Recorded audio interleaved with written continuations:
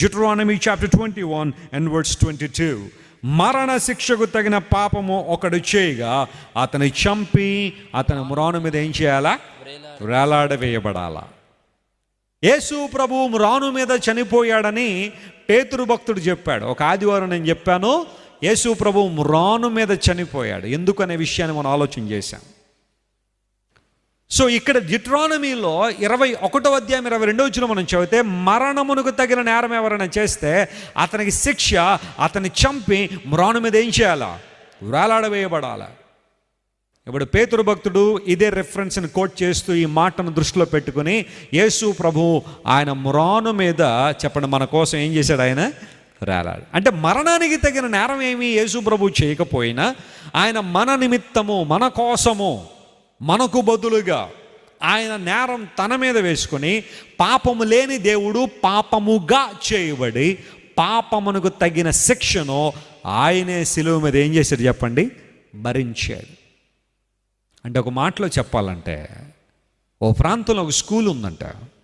ఆ స్కూల్లో ఒక మంచి ఉపాధ్యాయుడు ఉన్నాడు. He's doing his best to teach all subject to the kids.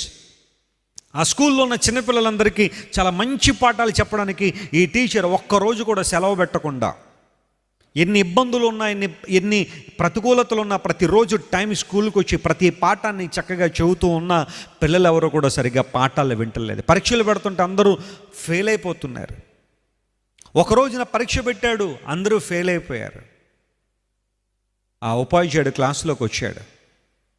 విద్యార్థులందరూ భయపడుతున్నారు.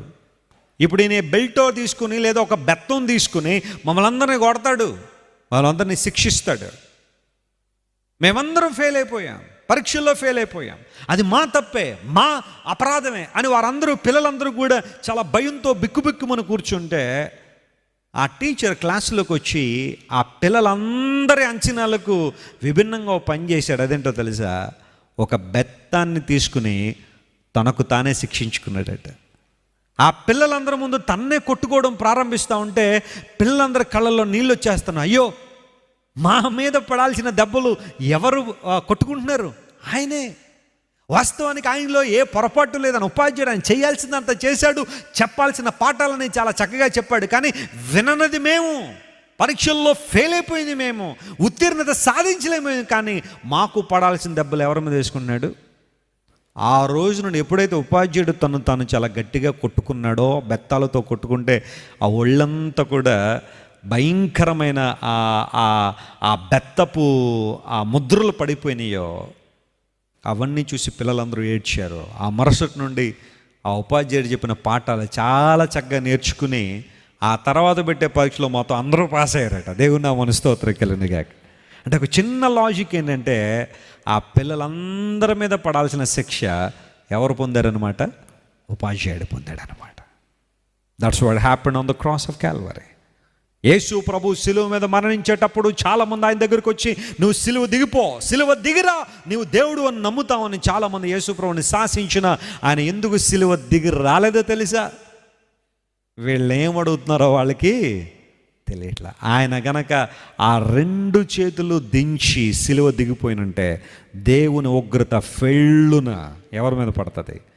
మానవ జాతి మీద పడాల్సిందే. యేసు ప్రభు సిలువ మీద అలా చేతులు చాపి వేలాడంటే అర్థం ఏంటో తెలుసా? దైవ ఉగ్రతనంతా ఆయన కాసాడు గనుక. గట్టిగా చప్పట్లు కొట్టి దేవుని మహిమపరచండి. దేవుని ఉగ్రత అంతా కూడా యేసు ప్రభు తన 2 చేతులు చాపి ఆకాశానికి భూమికి మధ్యన వేలాడుతూ ఆ సిలువ మీద ఆ ఉగ్రతనంతా ఏం చేశాడు? ఆయన కాసాడు, ఆయన ఆపాడు.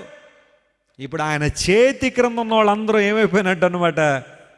చెప్పండి. ఆయన చేతి క్రింద ఉన్న వాళ్ళందరూ ఏమైపోయారు? బ్రతికిపోయారు. ఏదైనా పెద్దది మీద పడిపోతున్నప్పుడు ఇలా ఆపేమనుకోండి, ఆ కింద వాళ్ళు బతుకుతారు కదా.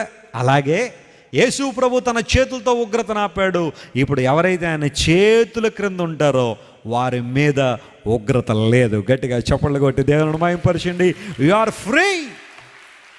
నీవు నేను స్వతంత్రులమై ఉన్నాం. కారణం, మనకు బదులుగా యేసు ప్రభు ఉగ్రతను ఏం చేశాడు? ఆయన భరించాడు. ఇదే విషయాన్ని దైవజనుడు మోషే మాట్లాడుతూ, మరణ శిక్షకు తగిన నేరం చేసే ప్రతి ఒక్కడు మ్రాను మీద వేలాడదీయబడాలా.